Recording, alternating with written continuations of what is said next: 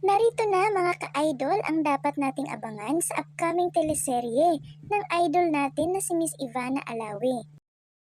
Pamagat pa lang ng teleseryeng ito, hot na hot na. Ano pa kaya kung mapanood na natin ang content ng series na ito? Ayon sa cast ng A Family Affair, marami raw tayong aabangan na maiinit na scenes. Ang ibang scenes ay hindi na raw ipinakita sa trailer na sobrang hot na talaga mga ka-idol. Lalong-lalo na ang love triangle story na Ivana, Sam at Gerald. At ano naman kaya ang masasabi ng kanilang mga partners tungkol sa daring scenes nila? Panoorin natin mga ka-idol.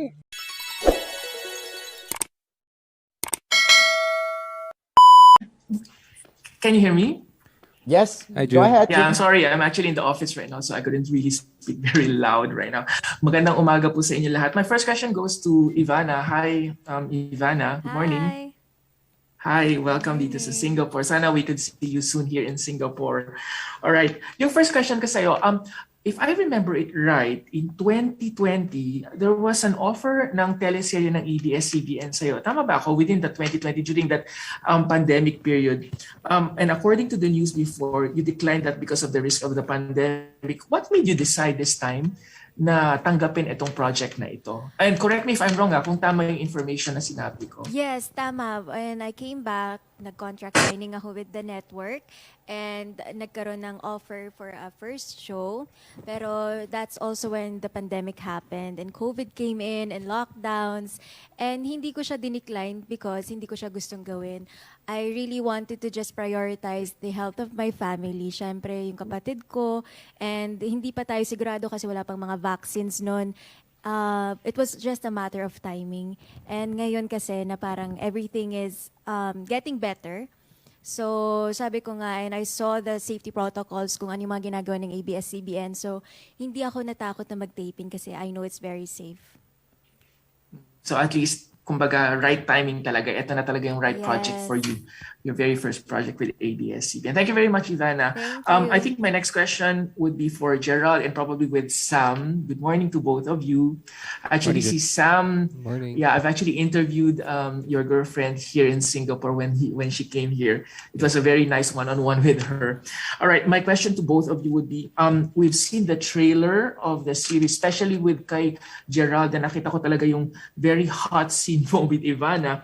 How did your partners react to this, and how daring will you be in this series?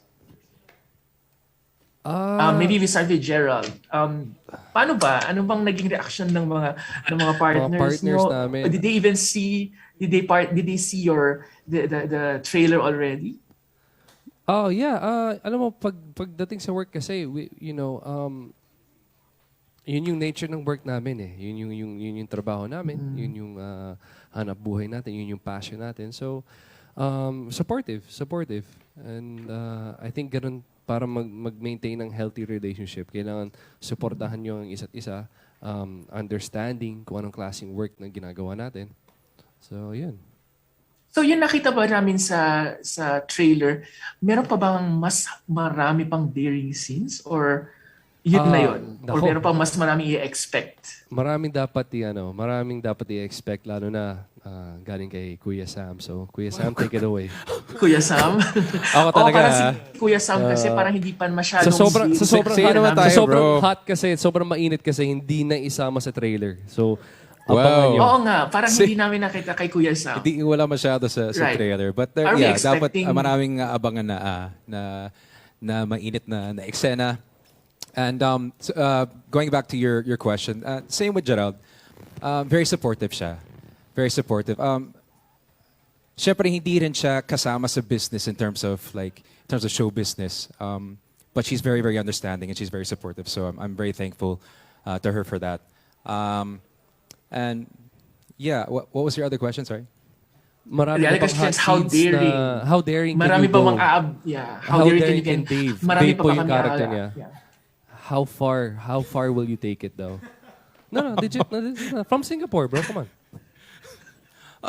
Basta when, there's a lot of scenes na, abangan lang ng mga tao. Pero on a real note, real talk, sorry sa mga jokes. Jokes aside, marami pong dapat abangan. Hindi lang po yung mga steamy scenes, yung mga pa-abs ni Sam. Talagang yung storya, yung bawat journey ng It's bawat really the character, dapat abangan. Pero again, abangan niyo yung abs ni Sam. Ako, paano naman si Jake? Paano naman yung mga pa-abs ni Jake dyan? Meron din bang ganon? Sa kanya po yung mas malala. Actually, sa trailer din, no? Meron naman sa kasama trailer, sa trailer isang yan, so. eksena na. Yes. Yes. Alawi. Pero kay Sam talaga, parang hindi namin nakita doon. Abangan. Yes, abangan. All right. Anyways, congratulations guys, and we are excited to see your series. Yon, sa mga kaibigan natin dito sa Singapore, we are very excited to really watch your new series. Thank you very much for inviting me. Thanks a lot, Thank you, MJ. Jun. Thanks, Ginger. Thank you, Jun. So Jake, ikaw yung nasa trailer doing some hanky-panky on the side? Hanky-panky cowboy stuff. Alam mo, Was isa that- lang ang naisip. Yep, that was me. Jake, can I ask a quick question there? Kasi isa lang naisip ko nung nakita ko yun. Did Hay get in places where it should not have gotten? Unfortunately, yes.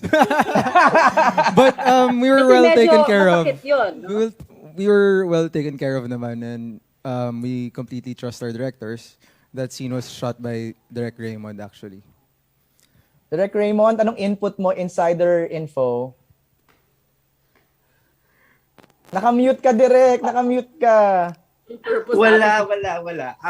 Paano ba? Paano po pwedeng sabihin tungkol doon?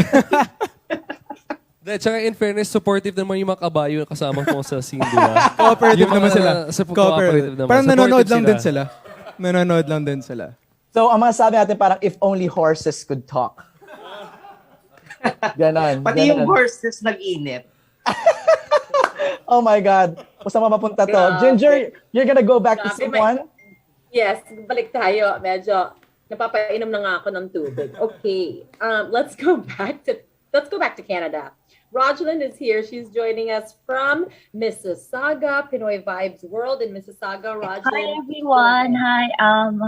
It's such an honor to be part of this press con. So my question will go to Miss Ivana and also to Mr. Gerald Anderson. So for Mr. Gerald Anderson, we all know how great of an actor you are as Gerald Anderson since you started in Pinoy Big Brother. For you, Gerald Anderson, what do you perceive as most essential for an actor, talent, or trainings for this role? For this role, itong specific role? Okay. Hulaan ko na. Training. Well, physically, nagkaroon kami ng, siguro na pa rin yung sa trailer, we had scenes na nire-resting namin yung baka. So we had a couple of days of training para magawa namin yan dahil hindi biro yung ginagawa ng mga totoong cowboys. And I did more research about kung anong klaseng work na ginagawa nila at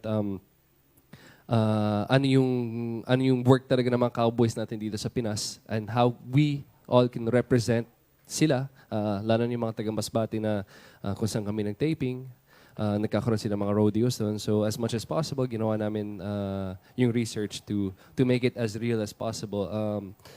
And for it's just you have to really dive into the role. You have to dive into your character and hindi naman tayo lagi sangayon sa lahat ng ginagawa ng characters natin or lahat ng decisions sila.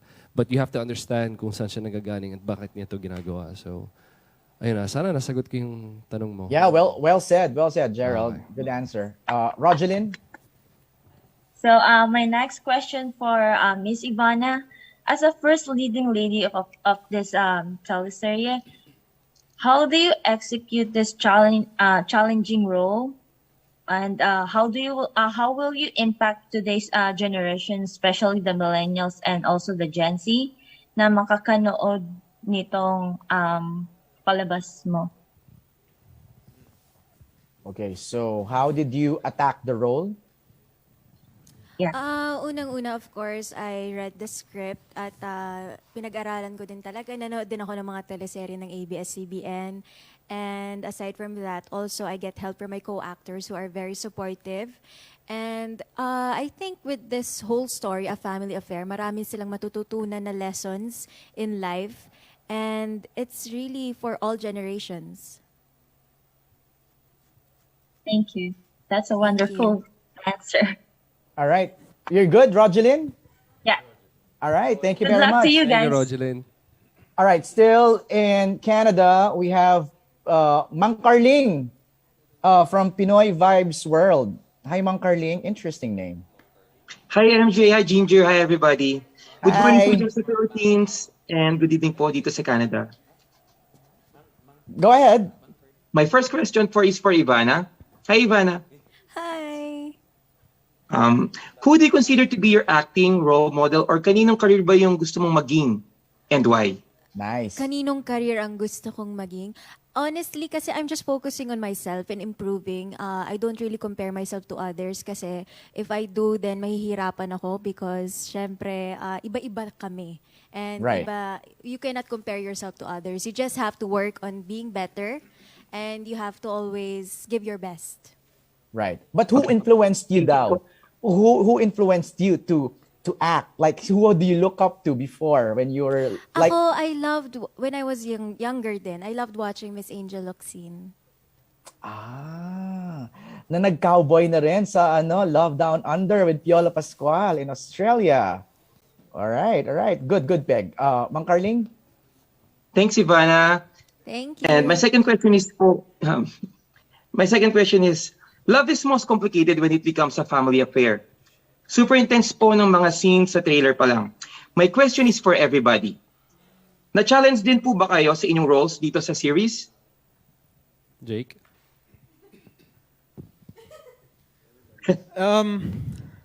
Well, for me, yes, because I play the character of Seb, and maraming differences sa akin and kay Seb. Unang-una playboy siya, ako hindi naman. So doon ako medyo na-challenge. Di ba? No, but kidding aside, I've only done 2 shows before A Family Affair, and I could say na itong si Seb is very different from my previous characters. For one, ngayon lang ako nagka-pamilya, yung character ko, and 3 brothers pa plus Ivana. So, yeah, it's challenging but fun at the same time. I get to explore. I think that's also one of the reasons why I accepted this project. Thank This is you. also your first daring role, no? Yep, that's right, MJ. Wow. Anybody else who wants to answer? Siguro si Ivana nasagot na niya kanina yung the challenge of doing the role. Sam, Je? For me, yes, very challenging. Ang maganda dito sa show, I guess for all of us, I think maraming tao na you'll be able to relate. There's so many inner struggles sa bawat character, and for me bilang Dave, akong panganay sa magkakapatid. And from the start ng kwento, left with a hard decision of choosing love or family, the sacrifice, it's just living with the decisions and yung inner struggle of keeping yung malalaking I don't know if I'm sharing too much, but there's something that I have to keep in. So just all the inner struggles na nangyayari sa character ko. So it's been a challenging but a fulfilling role at the same time. Je? Para sa akin, isa to sa pinaka... paano ba? Isa to sa pinaka... masarap gawin, masarap paglaruan. Lalo na yung role ni Paco kasi hindi nga siya yung panganay but yung responsibilities na napunta sa kanya, yung mga decisions na kailangan niya gawin, yung pagmamahal niya sa mga tao sa paligid niya, para sa negosyo niya, para sa sarili niya, yung validation na lagi niya hinahanap sa tatay niya. Itong role na to keeps me up at night kasi it's something I wanna do as perfect as possible. Syempre hindi naman mangyayari 'yun, 'di ba? Wala namang ganoon. But yung to strive for that, yun yung ano. Also excites me so much. So every day, going to work, yung excitement lagi nandun because of Paco. Saka Jen, napansin ko in the trailer, there's this one scene, you were angry, but usually when you're mad, you shout, shout, shout, but dito parang nag-pull back, nagalit. Parang sabi ko, oh, wow, that's different. That's the first time na nakita ko si Jen na medyo kakaiba yung inatake niya. And I also want to say lang, Jen, before we call in the next person, I want to commend Jake, Gerald, and Sam because they just came in from a project and totally undressing and putting on a different role for this one. I mean, see, Gerald came from Hello Heart and Init sa Magdamag, and then Jake from Marry Me, Marry You, and then Sam is from Ang Sa Iyo Ay Akin. So good job, guys, for switching it up and taking on a new acting role.